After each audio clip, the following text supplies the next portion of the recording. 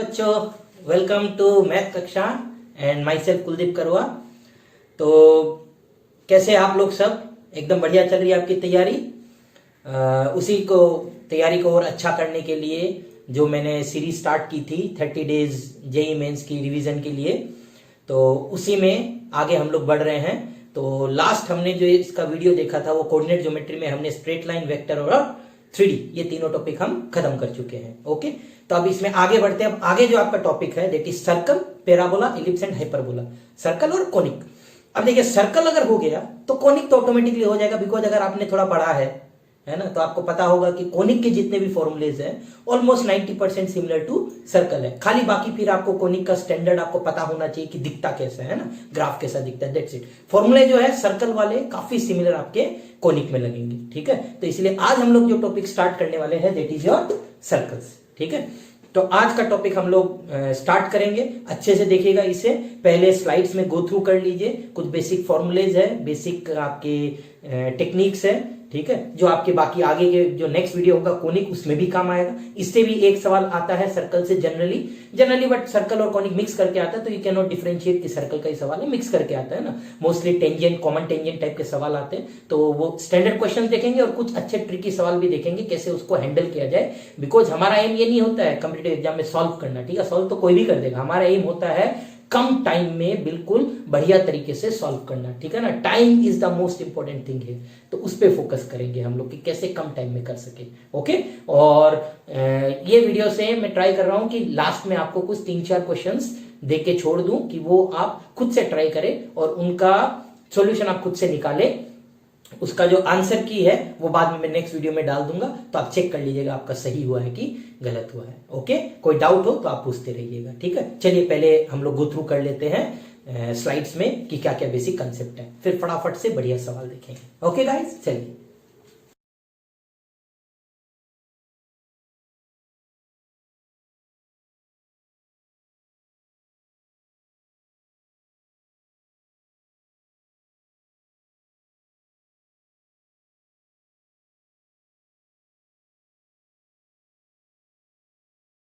Okay, तो start करते हैं आज का सेशन। तो पहला जो सवाल है सर्कल का, एकदम स्टैंडर्ड सवाल है सर्कल के पॉइंट ऑफ व्यू से, कि आपको दिया है एक सर्कल दे रखा है ऐसा कुछ, ये स्टैंडर्ड फॉर्म है जहां आपको दिख रहा है सेंटर 0 है और 4 है, 0,4, और रेडियस क्या होगा, ये r² होता है तो रेडियस रूट के, इसका सेंटर 3,0 होगा और रेडियस 1, और बोला वो टच ईच अदर। अब जैसे ही टच ईच अदर बोला, तो इसीलिए आपको समझाने के लिए मैंने दोनों डायग्राम बना दिए। जब भी टच ईच अदर होता है तो दो केस होता है, एक्सटर्नली नहीं तो इंटरनली। अगर एक्सटर्नली टचिंग है तो ऑब्वियस सा बात है, डायग्राम से दिख रहा है C1 C2 should be equal to R1 plus R2, ये कंडीशन होना चाहिए। और अगर इंटरनली टचिंग है तो ये पूरा C1 होगा, ठीक है, ये वाला C1 सर्कल का रेडियस तो R1, और ये छोटा वाला पार्ट R2, तो R1 minus R2 will be C1 C2। Modulus लगा दे, बिकॉज पता नहीं कौन R1 है, कौन R2 है, कौन बड़ा है, कौन छोटा है, तो ये दो केसेस बनेंगे, ठीक है। तो पहले C1 C2 निकाल लेते हैं। तो C1 C2 तो दिख रहा है 0 4 और 3 0 है, तो 3 और 4 पाइथागोरस रूल पता ही है आपको, 3 4 5, ठीक है, 5 12 13, ये पाइथागोरस ट्रिप्लेट्स होते हैं, इनको बिल्कुल दिमाग में एकदम भर के रखना है, ठीक है, कभी नहीं भूलना है, एकदम स्ट्रेट अवे 2-4 सेकंड बच जाएंगे आपके, है ना, ऐसे छोटे मोटे। तो 3 और 4 है तो सीधा क्या लिखोगे 5, पहला रेडियस रूट के, दूसरा रेडियस 1, तो दो केस है, पहला ये दूसरा ये। पहला ये केस लेते हैं, C1 C2 equal to R1 plus R2, तो 5 इक्वल टू रूट के प्लस 1, ये इधर जाएगा तो रूट के 4 आएगा, तो के कितना आ जाएगा 16, तो एक आंसर क्या हो गया, के इक्वल टू 16। दूसरा क्या हो सकता है, C1 C2 equal to modulus of R1 minus R2, तो यहाँ पे 5 equal to modulus of root के माइनस 1, तो एक आएगा रूट के माइनस 1 इक्वल टू 5, एक आएगा रूट के माइनस 1 इक्वल टू माइनस 5, ठीक है। अब ये वाला जो पार्ट होता है आपको ऐसे ही दिख रहा है, रूट के माइनस 1 माइनस 5 है, मतलब ये माइनस आएगा ना, तो रूट का भी नेगेटिव तो हो नहीं सकता, तो इसका आंसर तो नहीं आना, छोड़ दो। हाँ, यहां से आएगा रूट के 6, तो के कितना आ जाएगा 36, तो दो आंसर दिख रहे हैं, एक के 16 और एक के 36। तो बस ध्यान में ये रखना है कि C1 C2 equal to R1 plus R2 external के लिए, और C1 C2 equal to modulus of R1 minus R2 किसके लिए, ये इंटरनल के लिए। डायग्राम अच्छे से देख लीजिए, एक्सटर्नल टचिंग, ये इंटरनल टचिंग। ओके, सेंटर और रेडियस तुरंत निकालना आना चाहिए, ठीक है, क्लियर बच्चों। चलिए आगे बढ़ते हैं। ओके, तो बच्चों ये सवाल देखते हैं, दिस इज वेरी इंपॉर्टेंट है ना, अच्छे से दिखेगा, लैंग्वेज अच्छे से समझ लीजिए इसको। Find radius of a circle passing 4,0 and touching this circle externally, ठीक है, ये लाइन देख लीजिए अच्छे से, touching this circle externally at -1, ठीक है, पहले इसका डायग्राम देख लेते हैं। ऐसा कोई एक बड़ा सर्कल है जिसका सेंटर दिख रहा है -2 और 3 है, ठीक है। इस सर्कल को एक छोटा सर्कल है कुछ अलग जो मुझे चाहिए वो टच कर रहा है, ठीक है। किस पॉइंट पे टच कर रहा है? 1, -1 पे जो दे रखा है। तो इस सर्कल का आपको इक्वेशन निकालना है जिसका एक पॉइंट दे रखा 4,0।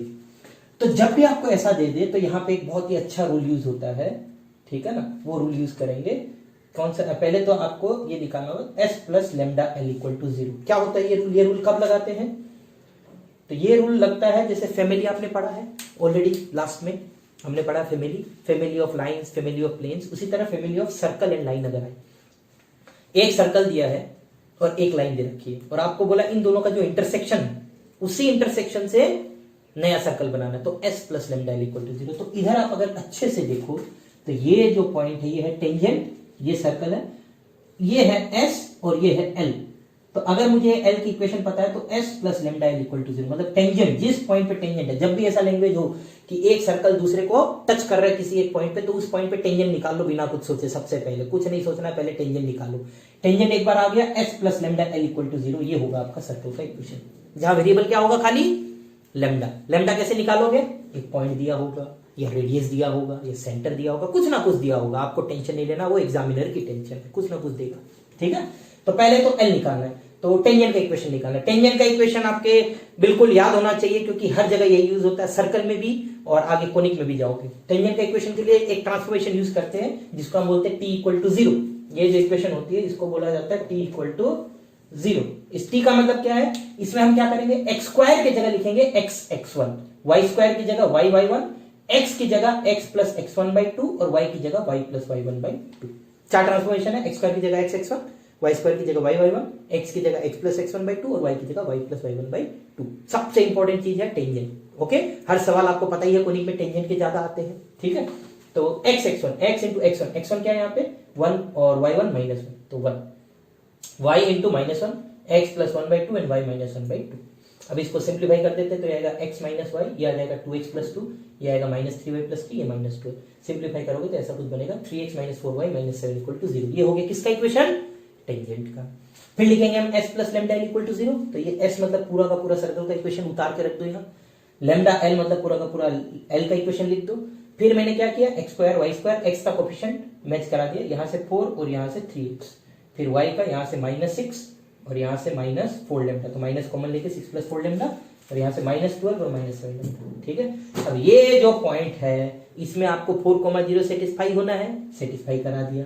तो यहाँ पे 4 डालूंगा तो 16, ये तो 0। यहाँ पे 4 डालूंगा तो 16 और 12 लैम्डा, ये तो 0। यहाँ -12 और -7 लैम्डा, ठीक है। सिंप्लीफाई करोगे तो 5 लैम्डा -20 आता है, मतलब लैम्डा कितना आता है? -4, ठीक है। तो लैम्डा निकालना है, एक बार लैम्डा निकल गया तो उसको उठा के यहाँ डाल दो, उठा के डालोगे तो ये रहा सर्कल का इक्वेशन। अच्छे से देख लीजिए, फाइनल सर्कल का इक्वेशन आ रहा है ये x² + y²। लैम्डा की जगह -4 डालूंगा तो -12 और 4 मिलके -8, तो -8। फिर लैम्डा की जगह -4 डालूंगा तो -16 + 6 -10, लेकिन बाहर माइनस है तो +10। इधर लैम्डा की जगह -4 तो -28, लेकिन माइनस ऑलरेडी बाहर है तो +28 हो गया। 28 - 12 16, तो ये। अब या तो सेंटर पूछेगा रेडियस, सेंटर दिख रहा है क्या है? 4, -5। और रेडियस अगर पूछ ले तो रेडियस होता है √g² + f² - c। तो यहाँ पे अच्छे से देख लीजिए, ये 4 का स्क्वायर 16, 5 का स्क्वायर 25 और -c मतलब -16, 16 कटेगा 25 मतलब 5, ठीक है। तो रेडियस आ गया 5, सेंटर पूछने से 4, -5, ओके। मेन जो इसमें है दो चीजें हो गई, एक तो टेंजेंट का इक्वेशन, आगे भी काफी सवाल में आएगा टी कैसे लिखना है। दूसरा, कभी भी सर्कल में ऐसा आ जाएगा ना, एक पॉइंट पे कट कर रहे हैं, सर्कल में हो, आगे कोई कोनिक में भी आएगा ना, कोनिक में एक लाइन है बोला उससे दूसरा, ठीक है, तो उसमें भी यही कराओगे s + λ l = 0। बहुत ही बढ़िया हथियार है ये आपके कोनिक सेक्शन के लिए और सर्कल के लिए, ठीक है। बिल्कुल अच्छे से देख लीजिए, आराम से देख लीजिए इस सवाल को, ओके, क्लियर। चलिए बहुत बढ़िया, नेक्स्ट बढ़ते हैं आगे। ओके, तो नेक्स्ट सवाल की तरफ बढ़ते हैं। ये बड़ा ही आसान सा सवाल है, अगर आपको बेसिक चीज याद है, ठीक है, याद तो होती है, वो अप्लाई करना भूल जाते हैं, तो ध्यान में रखिएगा इसमें। If area of equilateral triangle inscribed in a circle, तो यहां देखिए इक्विलेटरल ट्रायंगल को सर्कल के अंदर डाला है, ऐसा इक्विलेटरल ट्रायंगल को सर्कल के अंदर डाला है। सर्कल का कुछ इक्वेशन दिया है, इस 27√3। तो पहले तो बोला है इक्विलेटरल ट्रायंगल का एरिया। आपको पता है इक्विलेटरल ट्रायंगल होता है उसका एरिया क्या होता है? √3/4 a²। ये दे रखा 27√3, √3 कटेगा तो a² आ जाएगा 4 × 27, तो a क्या होगा? 4 का √2 27 का जब रूट लोगे तो 3√3 आएगा, है ना, 9 × 3 है तो 3√3 आएगा, तो वो हो जाएगा a = 6√3। ठीक है, इतना क्लियर। जैसे इक्विलेटरल ट्रायंगल का एरिया पड़ा, पहला ये निकाल के बैठ गए। ठीक है, नेक्स्ट बोला सर्कल के अंदर ट्रायंगल है, तो पहले उसका डायग्राम बना लेते कि ये सर्कल है और इस सर्कल के अंदर क्या रखा है, हमारा ट्रायंगल रखा है। ठीक है, तो सर्कल के अंदर एक ट्रायंगल है, तो मैंने कुछ ऐसे ट्रायंगल बना दिया, ये सेंटर डाल दिया और ये इसको OB को मैंने ज्वाइन करके इसे एक्सटेंड कर दिया। यहाँ पे ये जो OB लाइन है ये क्या होगा, ये जो OB लाइन है ये क्या होगा, रेडियस। ठीक है, और ये जो BD लाइन है ये मीडियन होगा। मीडियन बोलो चाहे ऑल्टीट्यूड बोलो एक ही बात है, बिकॉज यहाँ पे इक्विलेटरल ट्रायंगल है जिसमें सब एक ही होता है, मीडियन, ऑल्टीट्यूड, परपेंडिकुलर, बाइसेक्टर सब एक ही होता है, तो ये मीडियन है। अब आपको पता है ये जो OB होगा, तो ये तो सभी को याद होगा ट्रायंगल का प्रॉपर्टी कि जो सेंट्रोइड होता है वो मीडियन को किस रेशियो में डिवाइड करता है, 2:1। इसका मतलब ये 2 होगा, ये 1 होगा, तो ये 2/3 होगा, तो बस वही लिखा मैंने, OB = 2/3 ऑफ पूरा BD, जहां पे OB मतलब रेडियस है कि नहीं, तो OB की जगह R डाल दिया। फिर 2/3 ऑफ BD, BD मतलब क्या होगा, BD मतलब मीडियन। मीडियन क्या होता है इक्विलेटरल ट्रायंगल का, √3/2a। मीडियन बोलो चाहे ऑल्टीट्यूड बोलो, सबका वैल्यू क्या होता है, √3/2a। ये याद रखना है, ये सब बिल्कुल नहीं भूलना है इक्विलेटरल ट्रायंगल का।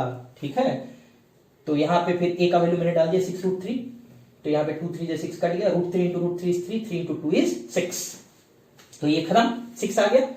और यहाँ पे जो रेडियस होगा उसको मैं लिख सकता हूँ √g² + f² - c। तो √g² मतलब यहाँ का 5 आएगा, तो 5 का स्क्वायर हाफ होता है ना, 2gx होता है, याद है ना, तो यहाँ पे 2gx होता है, तो ये 5 हो गया, 5 का स्क्वायर, फिर यहाँ पे 2f(y), तो f का स्क्वायर माइनस c मतलब -q, तो 25 + 30 स्क्वायर कर दिया मैंने, 25 + 36 - k इक्वल टू, यहाँ पे आपका 6 आया तो 36 कैंसिल, k = 25। ठीक है, तो मेन बात दो ही चीजें थी, एक तो ये ट्रायंगल जो होता है उसका आपको प्रॉपर्टी आना चाहिए, मीडियन जो होता है 2:1 रेशियो में डिवाइड करता है। सेकेंडली आपका जो इक्विलेटरल ट्रायंगल होता है उसमें सेंट्रोइड है ना, उससे मीडियन भी पास करेगा, ऑल्टीट्यूड भी वही होगा, सब सेम होगा। ओके, क्लियर एकदम, कर लोगे वैसे सवाल, है ना, चलिए वेरी गुड। नेक्स्ट बढ़ते हैं आगे, चलिए तो आगे बढ़ते हैं। सवाल ऐसा है कुछ, find circle passing this 2 points and centre will lie on this line. ठीक है, अब देखो खाली करना नहीं है, करने का एक तरीका ये भी है कि आप सर्कल ले लो, x² + y² + 2gx + 2fy + c = 0। ठीक है, फिर ये 2 पॉइंट सेटिस्फाई कराओ और g और जो भी f है उसको यहां सेटिस्फाई कराओ, 3 इक्वेशन बनेगा, सॉल्व हो जाएगा। ठीक है, तो वो तो देखो बहुत ही लंबा तरीका हो गया, बच्चों वाला तरीका हो गया। ठीक है, स्मार्ट लोग कैसे करेंगे वो देख लेते हैं। तो यहाँ पे आपको पता है कि ये जैसे 2 पॉइंट है ना, यहाँ मैंने 2 पॉइंट बना दिए, अच्छे से देख लीजिए, ये 2 पॉइंट बना दिए, -1, 2 और ये कुछ 3, -2। अब आपको पता है ये जो कोड होगी इसका जो परपेंडिकुलर बाइसेक्टर होगा वो सेंटर से पास करेगा कि नहीं करेगा, सोचिए। अब दिमाग में क्लिक किया होगा, हाँ सर, परपेंडिकुलर बाइसेक्टर जो होगा वो कहां से पास करेगा, सेंटर से। तो इसका परपेंडिकुलर बाइसेक्टर तो आसान है निकालना, फटाफट निकाल लो, तुरंत निकाल लो। परपेंडिकुलर बाइसेक्टर के लिए क्या चाहिए, एक तो मिड पॉइंट चाहिए और एक स्लोप चाहिए। तो पहले मिड पॉइंट निकाला, -1 और 3 का मिड पॉइंट 1 होगा, 2 और -2 का 0 होगा। इसका जो स्लोप है AB लाइन का स्लोप अगर देखें तो -1 है, तो अपना जो परपेंडिकुलर लाइन होगा उसका स्लोप क्या होगा, +1 परपेंडिकुलर वाले का। दैट मींस आपका यहाँ पे 1,0 पॉइंट आ गया और स्लोप आ गया 1। क्लियर है एकदम, देख लीजिए आराम से ये 2 चीजें। तो यहाँ पे लिख दिया y - y1 = m × x - x1, तो इससे ये लाइन आ गई। ठीक है, अब ये लाइन जो है सेंटर से पास कर रही है और सेंटर किस पे लाई कर रहा है, y = 2x, तो y की जगह 2x डाल दो, तो x की जगह -1 आएगा, तो ऑब्वियसली y की जगह -2 आएगा, तो सेंटर मिल गया, -1 - 2। सर्कल के लिए क्या चाहिए, 2 चीजें, सेंटर और रेडियस।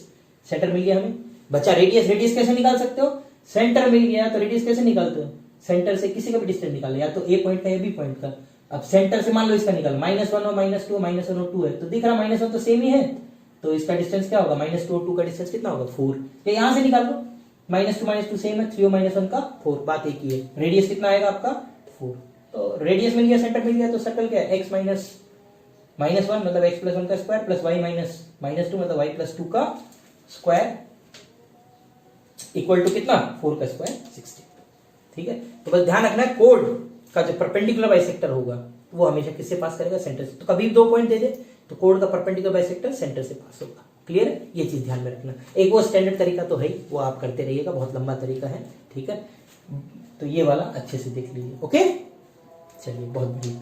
अच्छा बच्चों, अब ये अच्छे से देखिएगा, ये सर्कल के लिए वेरी इंपॉर्टेंट क्वेश्चन है, सीधा फॉर्मूला बेस्ड है, सीधा फॉर्मूला याद रखना है। ठीक है, क्योंकि ये सर्कल पे ही अप्लाई होता है, बाकी किसी कोनिक पे नहीं होता है, ये सर्कल की ही प्रॉपर्टी है, तो इसको अलग से आपको याद रखना है। Pair of tangents are drawn from origin to a circle, कुछ सर्कल दिया है, find the square of the length of the कोड ऑफ कॉन्टेक्ट। ठीक है, सबसे पहले कोड ऑफ कॉन्टेक्ट क्या होता है, तो जिनको नहीं पता उनको फिर बता देता हूं एक बार। कोड ऑफ कॉन्टेक्ट का मतलब क्या होता है कि कोई पॉइंट है, जैसे यहाँ दिया 0,0, ये कोई सर्कल है, तो यहां से आप कितनी टेंजेंट बना सकते हो, बाहर के पॉइंट से कितनी टेंजेंट बनेगी सर्कल पे, 2, एक ऊपर एक नीचे। तो ये दोनों टेंजेंट जहां मीट करेगी ए और बी, इसको अगर मैं ज्वाइन कर दूं एक लाइन से, तो उस चीज को हम लोग बोलते हैं कोड ऑफ कॉन्टेक्ट। समझ आया, ये जो चीज है इसको बोलते हैं कोड ऑफ कॉन्टेक्ट। ओके, तो इसका हमें लेना चाहिए। तो कोड ऑफ कॉन्टेक्ट जो होता है उसका लेंथ का सीधा फॉर्मूला होता है, length is equal to 2LR upon under root L square plus R square. Angle के भी फॉर्मूले होते हैं, वो आपकी जो स्टार्टिंग में फॉर्मूला शीट दिया उसमें लिखा हुआ है, वहां देख लीजिएगा अच्छे से। ये आ गया सवाल, तो यहां बता देता हूं 2LR upon under root L square plus R square, जहां R का मतलब होता है रेडियस और L का मतलब होता है लेंथ ऑफ द टेंजेंट। ये जो टेंजेंट है आपको पता है, ये टेंजेंट और ये टेंजेंट का लेंथ बराबर होगा। ठीक है, वो कितना होता है, तो यहाँ पे ये सर्कल के लिए खाली, बाकी कोनिक के लिए नहीं है। सर्कल पे आपका लेंथ का फॉर्मूला होता है under root S1। Under root S1 मतलब पॉइंट को सर्कल की इक्वेशन में डाल दो और उसका रूट ले लो। जैसे ये सर्कल की इक्वेशन है, इसमें 0 0 डाल दो तो 16 आएगा, उसका रूट लगे तो कितना आएगा 4। तो ये L हो गया। रेडियस यहां से निकलेगा अंडर रूट G स्क्वायर, मतलब 4 का स्क्वायर 16, ये 2 का स्क्वायर 4 माइनस 16, तो ये आ जाएगा रूट 4 मतलब 2। रेडियस आ गया 2, तो बस वैल्यू डालनी है, रेडियस 2 लेंथ 4, तो 2 into 4 into 2 upon under root 4 का स्क्वायर इज 16, 2 का स्क्वायर इज 4, तो ऊपर में कितना आ गया 16 बाई रूट 20। अब सवाल में क्या पूछा है, इसका स्क्वायर पूछा है, तो ये आ गया 16 बाई रूट 20, इसका स्क्वायर कर लेते हैं, तो 16 इंटू 16 बाई 20, तो 4 4 16, 4 बाई 20 कैंसिल हो गया, तो 64 बाई। ठीक है, और कुछ नहीं है, बस मेनली ये फॉर्मूला है 2LR upon under root L square plus R square, जहां पे L का मीनिंग क्या है अंडर रूट S1, R का मीनिंग रेडियस। ठीक है, और ये L जो equal to under root S1 है, this is only for circle, conic के लिए नहीं है। हाँ, ये जो कोड ऑफ कॉन्टेक्ट होता है, ठीक है, इसका मीनिंग हर कोनिक में सेम होता है। ओके, ठीक है ना बच्चों, चलिए बहुत बढ़िया, नेक्स्ट बढ़ते हैं। तो बच्चों ये सवाल अच्छे से देखिएगा, इस सवाल में देखिए थोड़ा सा ट्रिकी है ना, ये फंस जाते लोग, समझ ही नहीं आता कि स्टार्ट कैसे करें, है ना, बड़ा ही इंटरेस्टिंग तरीका स्टार्ट करने का, अच्छे से देखिएगा आप। ठीक है, इफ एक कंडीशन दिया है कि if this is a circle, है ना, तो इस सर्कल पे लाई करने वाले बहुत सारे पॉइंट होंगे, है ना, ऐसा कोई सर्कल है, find the maximum and minimum value of 3x plus 4y। मतलब एक सर्कल है, इस सर्कल का कोई भी पॉइंट x, y, तो मिनिमम और मैक्सिमम निकालना 3x प्लस 4y का। ठीक है, ये बाद में देखते हैं, पहले सर्कल देख लेते हैं। सर्कल का सेंटर दिख रहा है 1,2। ठीक है, रेडियस क्या होगा under root G square plus F square minus C, तो अंडर रूट G स्क्वायर मतलब 1 का स्क्वायर तो 1, F स्क्वायर मतलब 2 का स्क्वायर 4, माइनस C मतलब प्लस 4, तो अंडर रूट 9 का वैल्यू कितना हो गया 3। ओके, खत्म। अब आपको बोला minimum of 3x plus 4y, यहाँ पे x और y क्या है, इस सर्कल पे लाई करने वाला कोई एक पॉइंट है, उसका मैक्सिमम मिनिमम निकालना आपको 3x प्लस 4y का। तो वो कैसे निकालोगे, अरे तो भाई एक चीज पढ़ी है हमने, पैरामेट्रिक फॉर्म, क्यों भूल जाते हो। पैरामेट्रिक फॉर्म क्या होता है, किसी भी पॉइंट को सर्कल पे हम लिख सकते हैं x equal to x1 plus r cos theta and y equal to y1 plus r sine theta, जहां x1 y1 क्या है सेंटर के कोऑर्डिनेट। x को लिख दिया x1 मतलब 1 plus r cos theta, r मतलब 3 कोस थीटा, y की जगह y1 मतलब 2 प्लस आर साइन थीटा। मतलब अब जो है आपका 3x प्लस 4y है ना, अब क्लिक कर रहा होगा काफी लोगों को जो समझदार हो यहां तक समझ गए होंगे। 3x मतलब 3 प्लस 9 cos थीटा और 4y का मतलब 8 प्लस 12 sin थीटा। अब 3 और 8 तो 11 हो गया, बचाइए, ये आपने बहुत बार किया है। a cos theta plus b sin theta का मिनिमम क्या होता है minus under root a square plus b square और maximum plus under root a square plus b square. ठीक है, 9 और 12 का a square plus b square मतलब पाइथागोरस वाला रूल लगाएंगे तो क्या मिलेगा, 3 4 का 5 होता है, तो 9 12 का क्या होगा 3 4 का 5 होता है, तो 3 से मल्टीप्लाई हुआ तो 9 12 का क्या होगा 15। डायरेक्ट लिख सकते हो ये, इसलिए बोला बहुत काम का हथियार है वो, है ना, सीधा लिखो वरना कैलकुलेट करो, आपकी मर्जी है। तो माइनस 15 से 15 होगा ये। ओके, दैट मीन्स यहाँ इसका मिनिमम वैल्यू माइनस 15 और मैक्सिमम वैल्यू प्लस 15। अब ये उठा के आप डाल दीजिए, तो 11 में जब माइनस प्लस 15 करूंगा तो मैक्सिमम आएगा 26 और 11 में जब माइनस 15 करूंगा तो मिनिमम आएगा -4, तो ये मिनिमम और ये मैक्सिमम। समझ आ गया ना, पैरामेट्रिक फॉर्म का यूज किया इसमें। ओके, थोड़ा अलग सा सवाल था, अच्छे से देख लीजिए। क्लियर, चलिए। ओके तो बच्चों आगे क्वेश्चन बढ़ते हैं। आपको ऐसा कुछ पूछा, टेंजेंट पे सवाल है, find points of tangency of the tangent drawn from 2,3 to the circle this. तो मतलब 2,3 एक पॉइंट है बाहर का, उस पॉइंट से मैंने इस सर्कल पे टेंजेंट बनाया। ठीक है, तो अब देखो दो सवाल आता है, एक आता पॉइंट ऑफ टेंजेंसी का, एक आता है टेंजेंट का इक्वेशन। तो टेंजेंट का जो इक्वेशन होता है, अगर इक्वेशन का सवाल पूछेगा तो फिर वो अलग फॉर्मूला होता है ना, that is T square equal to SS1। ये होता है combined equation of this two tangent, है ना। अगर ये पॉइंट P है तो P और PB का combined equation pair of straight line T square equal to SS1, तब वो करेंगे, ये नहीं करेंगे। बट अभी हमें उससे मतलब नहीं है ना, हमें तो बस क्या चाहिए यहाँ, पॉइंट ऑफ टेंजेंसी चाहिए, मतलब ये वाला पॉइंट चाहिए, ठीक है। तो ये पॉइंट 2,3 है, ये पॉइंट मैंने मान लिया कुछ x1, y1 है। तो अगर ये पॉइंट चाहिए तो अब क्या करेंगे, तो टेंजेंट का इक्वेशन किसी भी पॉइंट पे, कोई भी पॉइंट अगर सर्कल के ऊपर है या किसी भी कर्व के ऊपर है, कोनिक फॉर एग्जाम्पल कोनिक हो चाहे पैराबोला हो, कुछ भी हो, तो उसके लिए हमारा इक्वेशन होता है t इक्वल टू 0, है ना। मतलब x1 plus y1 equal to 4, और एक ये पॉइंट इसके ऊपर लाई कर रहा है, तो एक कंडीशन आएगा x1 square plus y1 square equal to 4, दो कंडीशन आ गए। यहाँ पे अब वैल्यू डाल देता हूँ, x y कहां से पास कर रहे हैं, 2,3 से, तो 2x1 प्लस 3y1 4, ये तो दो कंडीशन आ गई, ठीक है। अब किसी एक से सब्स्टिट्यूट करके दूसरे में डाल दो, जैसे मान लो यहाँ से उठाया मैंने, x1 को लिख दिया 4 माइनस 3y1/2, उठा के इसमें डाल दो, तो ये हो जाएगा 2 माइनस 3/2 y1 का square plus y1 square is 4। Open करोगे 2 स्क्वायर 4, ये हो जाएगा 9/4 y1 स्क्वायर, और ये हो जाएगा minus 6y1 plus y1 square equal to 4, 4 तो कट गया, तो ये आ जाएगा आपका 9y1 स्क्वायर, और एलसीएम लोगे तो 4y1 स्क्वायर, तो 13y1 square equal to 6y1 होगा, एक क्रॉस मल्टीप्लाई कर देता तो 24y1, तो y1 का एक वैल्यू 0 आएगा और एक वैल्यू होगा 24/13, दो वैल्यू आ गए, दो आएगा, एक ऊपर एक नीचे। अब जब y1 0 है तब तो आपको दिख ही रहा है डायरेक्ट, y1 अगर 0 तो x1 कितना होगा, 2 होगा, ठीक है। तो एक तो ये हो गया, y1 0 है तो x1 2 हो गया, ओके। तो एक तो ये हो गया कि y1 अगर 0 है तो x1 होगा आपका 2, क्लियर। और दूसरा आपका एक आ रहा y1 इज 24/13, तो अगर इसको सॉल्व करोगे तो √4 माइनस जो भी है इसका स्क्वायर, है ना, 4 माइनस जो भी इसका स्क्वायर है वो कर लिया, तो कहीं पे डाल दो, आपकी मर्जी, इस इक्वेशन से निकालो, नहीं तो इस इक्वेशन से भी निकाल सकते हो, तो आपका आ जाएगा 10/13, ठीक है। इससे भी निकाल सकते हो, इससे भी निकाल सकते हो, हाँ वो मत कर देना, y1 0 करके x1 का यहाँ से तो प्लस माइनस 2 आएगा, बट यहाँ सेटिस्फाई नहीं होगा ना, यहाँ खाली 2 सेटिस्फाई होगा, -2 नहीं होगा, ठीक है। तो यहाँ से निकाल लो, आपका वो ज्यादा बेटर होगा कि एक ही आंसर आएगा, ओके। तो चेक कर लो, ये होगा आपका आंसर 10/13, ठीक है, जब y1 24/13 है, तो 2 पॉइंट मिल गए, ओके। तो ये करेंगे जब तब पॉइंट निकालना है, ठीक है। पेयर ऑफ स्ट्रेट लाइन पूछेगा तो सीधा T square equal to SS1, T की जगह टेंजेंट का इक्वेशन, एस की जगह सर्कल का इक्वेशन, S1 मतलब पॉइंट उठा के डाल दो, स्टैंडर्ड वैल्यूज है ये, ओके, क्लियर, ठीक है ना। चलिए नेक्स्ट आगे बढ़ते हैं, ओके। तो नेक्स्ट सवाल देखते हैं, बहुत ही बेसिक सा सवाल है, देखने में बहुत ही आसान लगेगा, करने के टाइम एक गलती होती है जो ऑलमोस्ट 90% जनता कर ही देती है, तो वो गलती बस समझ लीजिए, इसीलिए करा रहा हूं ये सवाल।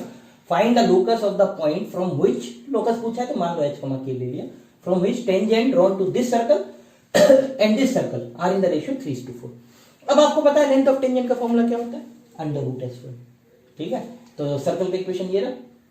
अब यहाँ जो गलती हो सकता है वो ये है कि आप सीधा लिख दो √4h² + 4k² - 9 यहाँ पे, और यहाँ पे लिख दो सेम 9h² + 9k² - 16, तो वो गलत हो जाएगा आंसर। क्यों गलत हो जाएगा, बिकॉज सर्कल का फॉर्मूला होता है √S1, लेकिन कब होता है, when it is a standard circle. Standard circle मतलब x का कोफिशिएंट 1 और y का कोफिशिएंट क्या हो, 1। तो ये पहले करना है, ये नहीं करोगे तो गया, पूरी मेहनत करोगे लास्ट में आंसर गलत आ जाएगा, ठीक है। वो आप करके देख लीजिए साइड में, आपको गलत आंसर आएगा, ओके। तो यहाँ पे मेन बस ये इंपॉर्टेंट स्टेप है कि ये लिख दो पहले, इसको 9/4 और इसको लिख दो 16/9, अब लिख दो नॉर्मल, ठीक है। अब स्क्वायर हो जाएगा तो 9 into दिस, अब h k की जगह क्या करते हैं, x y लोकस में, तो x² + y² - 16/9, और ये 16 हो जाएगा तो 16 टाइम x² + y² - 9/4, मल्टीप्लाई करोगे तो 9x² + 9y², 9 9 कैंसिल होकर -16, इधर आएगा 16x² + 16y², 4 यहाँ पे कैंसिल होकर 4 × 9 36, इसको यहाँ ले आते हैं तो 16 - 9 7 होगा,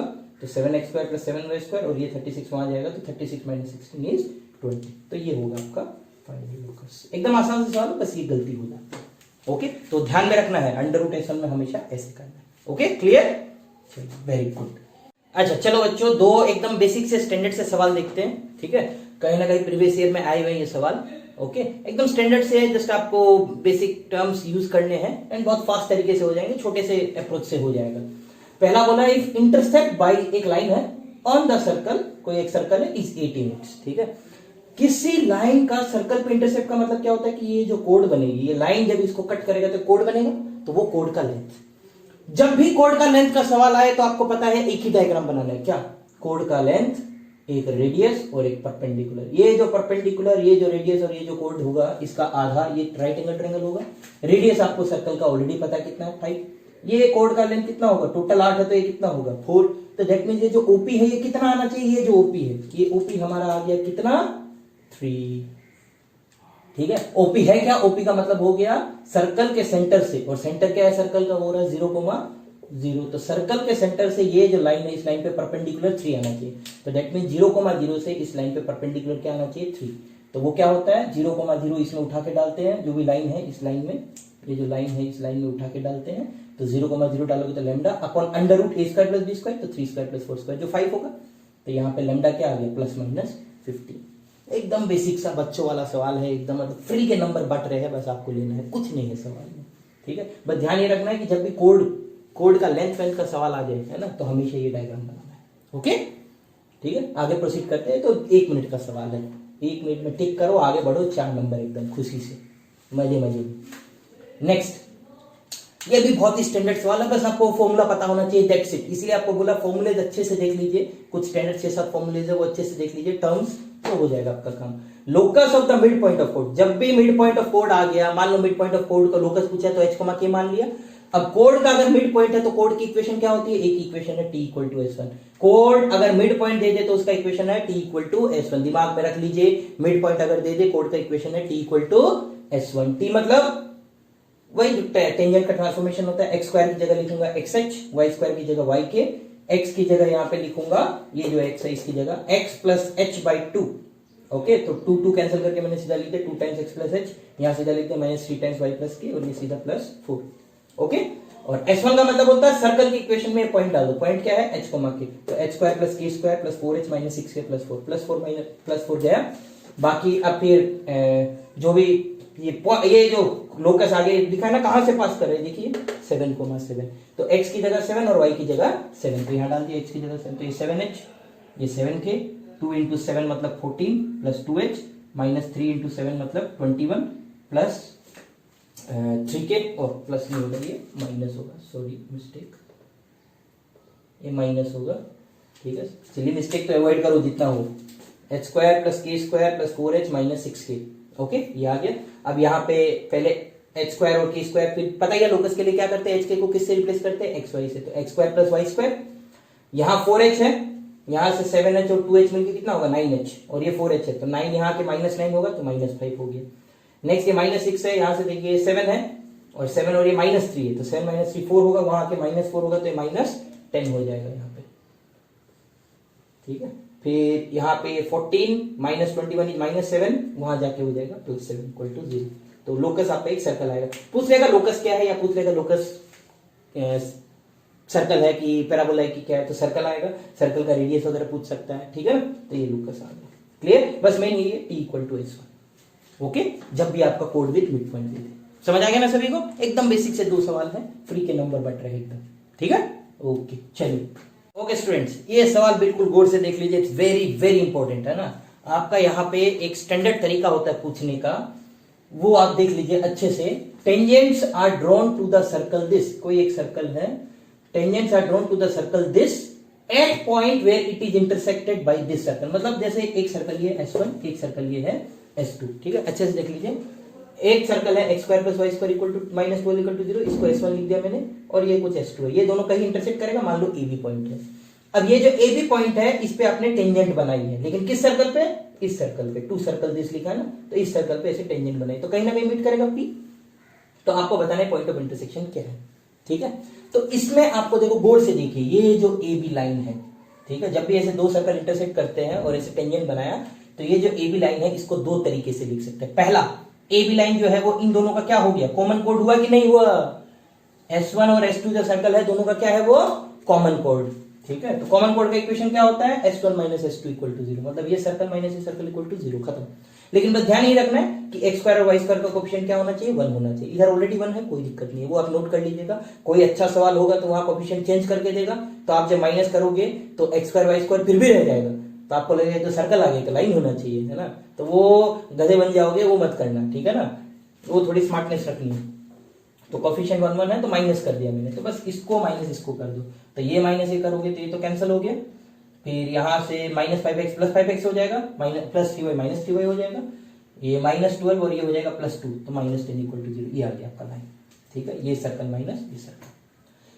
नेक्स्ट अगर ये पॉइंट P है तो ये जो है ये टेंजेंट है PAPB, और ये AB एक लाइन मैंने ज्वाइन की है तो PAPB टेंजेंट होती है। और अगर कोई लाइन ऐसे ज्वाइन करता हूं तो इस लाइन को हम लोग एक और चीज बोलते हैं जो ऑलरेडी पिछले 2 सवाल में देख चुके हैं, क्या? Chord of contact. कि बाहर के पॉइंट से अगर ऐसे टेंजेंट बनाओ तो ये जो लाइन होगी, जो टेंजेंट जहां मीट करते हैं उन दो पॉइंट को ज्वाइन करने वाली जो लाइन होती है उसको बोलते हैं chord of contact from point P to the circle this. और कॉर्ड ऑफ कॉन्टेक्ट का भी इक्वेशन लकीली क्या होता है? T equal to 0। देखिए T इक्वल टू 0 में कंफ्यूज नहीं होना है। अगर पॉइंट A है, इस पॉइंट पे अगर मुझे टेंजेंट का इक्वेशन बनाना है तो इक्वेशन क्या होगा? T equal to 0। ठीक है। अगर एक पॉइंट बाहर है सर्कल की तो वहां से एक टेंजेंट नहीं बनेगा, कितनी बनेगी? 2 टेंजेंट। तो वो 2 टेंजेंट बनने के बाद जो कॉमन कोड आएगा उसका इक्वेशन भी लकीली क्या आ जाता है? T equal to 0। तो आपके लिए अच्छा है, एक ही फॉर्मूले से काम हो जाता है 2 काम, लेकिन वो ध्यान में रखना, कंफ्यूज नहीं होना। तो T इक्वल टू 0 तो आपको पता है कैसे करते हैं T equal to 0? X square की जगह x1, वाई स्क्वायर की जगह y1 माइनस 2 इक्वल टू 0। अब ये लेकिन दोनों इक्वेशन तो सेम ही है, ये भी AB का इक्वेशन है, वो भी AB का इक्वेशन है। अब दोनों को बस कंपेयर मतलब ये x1 by 5 equal to y1 by minus 3 equal to 12 by 10, minus minus cancel हो जाएगा। तो यहां से x1 आ जाएगा 60 बाई 10 मतलब 6, y1 आ जाएगा माइनस 36 बाई 10 तो माइनस 18 बाई 5, खत्म। तो ये जो लाइन होती है, डायग्राम अच्छे से देख लीजिए, बहुत ही कॉमन डायग्राम होता है। इसको हम कॉमन कोड भी लिखेंगे और एक बार कोड ऑफ कॉन्टेक्ट भी लिखेंगे, फिर दोनों को कंपेयर कर देंगे। ओके, बढ़िया, एकदम समझ आ गया ना सभी को? चलिए, बहुत बढ़िया। ओके तो स्टूडेंट्स, आपको जितने क्वेश्चन कराए हैं 11, उनमें से आपका एक बेसिक कंसेप्ट क्लियर है। ठीक है। अब आपको 2-3 सवाल में होमवर्क की तरह दे रहा हूं, आप खुद से कीजिए, देखते हैं कितना आप समझ में आए। ठीक है, आपको थोड़ी हिंट दे देता हूं, बस क्वेश्चन समझा देता हूं बस। रेंज ऑफ आर इफ एक सर्कल ये दिया है, ठीक है, दूसरा सर्कल ये दिया है, इंटरसेक्टेड 2 पॉइंट। अब अगर 2 सर्कल 2 पॉइंट पे इंटरसेक्ट कर रहा है तो उसका कंडीशन क्या होगा? 2 सर्कल है, वो बोल रहा है ये सर्कल और ये सर्कल 2 पॉइंट पे इंटरसेक्ट कर रहा है, तो 2 पॉइंट पे इंटरसेक्ट तभी करेगा जब आपका C1 C2 जो है, मतलब ये जो डिस्टेंस है वो R1 प्लस R2 से क्या हो? छोटा होना चाहिए। अगर बराबर होगा तो टचिंग होगा, दिख रहा है ना? तो दैट मींस यहां पे एक ही कंडीशन होगा, क्या? C1 C2 is less than R1 plus R2। ठीक है, ओके। लेकिन एक और कंडीशन होगा, क्या? R1 माइनस R2 जो होगा उससे बड़ा होना पड़ेगा, क्योंकि अगर R1 माइनस R2 से भी छोटा हो गया तो एक सर्कल दूसरे सर्कल के अंदर हो जाएगा। तो यहाँ पे 2 कंडीशन आती है, इसीलिए ये सवाल दे दिया, दोनों कंडीशन साथ में लगानी है। ठीक है, खाली ये लगाओगे आंसर मैच नहीं होगा, गलत हो जाएगा आपका। समझ आ रहा है? तो ये खुद से कीजिए, देखिए क्या आता है। इनइक्वालिटी का सवाल है।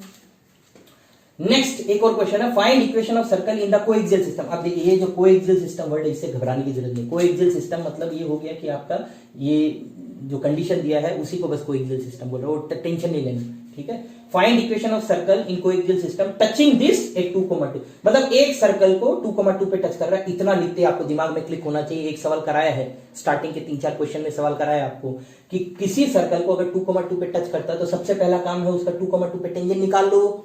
एक बार टेंजेंट आ गई तो ये सर्कल और वो टेंजेंट, ठीक है, उसी से पास करता हुआ तीसरा सर्कल है, तो हम लोग क्या लगाएंगे? फैमिली वाला कंसेप्ट लगाएंगे, S प्लस लेमडा L। तो S ये हो गया प्लस लेमडा L क्या होगा? जो यहाँ पे टेंजेंट का इक्वेशन होगा, उसमें लेमडा निकालने के लिए बोल दिया, पासिंग 1,1। स्टार्टिंग में एक सवाल करें एग्जैक्टली सिमिलर, ठीक है, वो आप गो थ्रू कर लीजिएगा।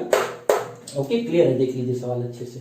ओके, फिर last, tangent from all points on this to circle this are drawn, find the fix point through which the कोड ऑफ कॉन्टेक्ट पासेस। अब जैसे मान लो एक पॉइंट फिक्स है, अगर मान लो मैंने आपको एक पॉइंट दे दिया 1,2, तो अगर 1,2 एक पॉइंट अगर दे दिया मैंने, तो फिर वो पॉइंट से इस सर्कल पे आपको अगर कोड ऑफ कॉन्टेक्ट निकालना है तो सीधा फॉर्मूला क्या होता है? T equal to 0। तो एक ही लाइन आएगा। लेकिन यहाँ पे ये जो पॉइंट है खुद में वेरिएबल है, तो इसको आप जो पॉइंट लोगे तो इसको पॉइंट आप लोगे कुछ x1, y1, या फिर इसको y1 की जगह हम लोग क्या लिख सकते हैं? 4 माइनस 2x। तो बस यहाँ पे यही करना कि वो जो पॉइंट लोगे ना उसको ऐसे ले लेना, x1, y1 की जगह 4 माइनस 2x1 ऐसे। तो वो पॉइंट से आप इस पे कोड ऑफ कॉन्टेक्ट मतलब T इक्वल टू 0। जब वो इक्वेशन बनाओगे तो एक x1 वेरिएबल बचेगा कि नहीं बचेगा? और आपको हमेशा बोला है, ये सवाल सबसे कॉमन होता है फिक्स पॉइंट वाले। तो फिक्स पॉइंट का मीनिंग क्या है कि अब वो जो x1 है वो एक वेरिएबल बच गया, उस वेरिएबल को अलग रख के, x1 को अलग रख के 2 इक्वेशन बना लो ऐसे, ठीक है, something plus x1 times something. तो ये आपका इक्वेशन बन गया कैसा? L1 plus lambda L2 equal to 0। तो वो जो 2 पार्ट आएगा ना, ऐसा कुछ आएगा आपका, समथिंग प्लस जो भी आपका ये x1 आएगा, x1 into something equal to 0, ऐसा कुछ आएगा। तो ये दोनों का जो सॉल्यूशन होगा वो आपका क्या होगा? फिक्स पॉइंट होगा। क्लियर है? तो ये दोनों तीनों आप खुद से ट्राई कीजिए। ये सवाल भी आपको आगे कराया हुआ है, स्ट्रेट लाइन में भी आया हुआ है इसी टाइप का सवाल, तो तीनों आप ट्राई कीजिए, देखिए आंसर क्या आता है। कोई सवाल ना समझ आए तो मुझे कमेंट सेक्शन में बताइएगा, मैं आपको सॉल्व करके या हिंट देके अच्छे से बता दूंगा, या नेक्स्ट वीडियो में कभी बता दूंगा। ओके, तो ये तीनों सवाल आप ट्राई कीजिएगा, सारे क्वेश्चन अच्छे से गो थ्रू कीजिए, बिकॉज सर्कल से घुमा फिरा के आने की कम चांसेस है। ठीक है, तो सर्कल आपको करना ही है। ठीक है, एक सवाल अगर आए तो करना ही है।